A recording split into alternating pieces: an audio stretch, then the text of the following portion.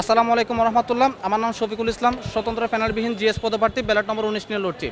আমি আজকে সকাল থেকে চাকসু নির্বাচন নিয়ে যে কার্যের কাজগুলো হয়েছে সেগুলো নিয়ে একটু কথা বলতে চাচ্ছি।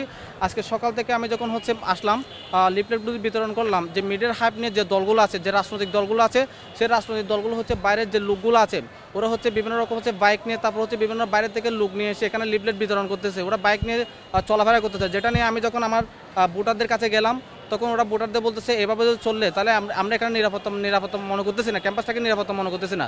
যদি ক্যাম্পাসটা যদি নিরাপত্তা মনে না করে, তাহলে এজ এ প্রার্থী হিসেবে যদি আমার ভোটার যদি না আসে, তাহলে আমাদের ভোটারগুলো তাহলে দিল কই? এটা নিয়ে আমি নির্বাচন কমিশনের নিকট একটা রিকোয়েস্ট করতেছি যে যেসব দল, যেসব প্রার্থী বাইরের লোক দ্বারা এখানে প্রোপাগান্ডা চালানোর চেষ্টা করতেছে, আমাদের নির্বাচনটাকে উশৃঙ্খল করার চেষ্টা করতেছে, ওদের নিয়ে আপনি বসেন, ওদের যে সমস্যাগুলো করতেছে, যে প্রোপাগান্ডা চালানোর চেষ্টা করতেছে, সেটা নিয়ে আপনারা কথা বলেন। এবং সকল ভোটারদের নিকট আমি রিকোয়েস্ট করতে চাই, ইনশাল্লাহ এই শফিক যতক্ষণ পর্যন্ত ক্যাম্পাসে আছে ততক্ষণ পর্যন্ত কোনো অনিরাপত্তা ঘটবে না। নিরাপত্তা ইনশাল্লাহ আমি দিব।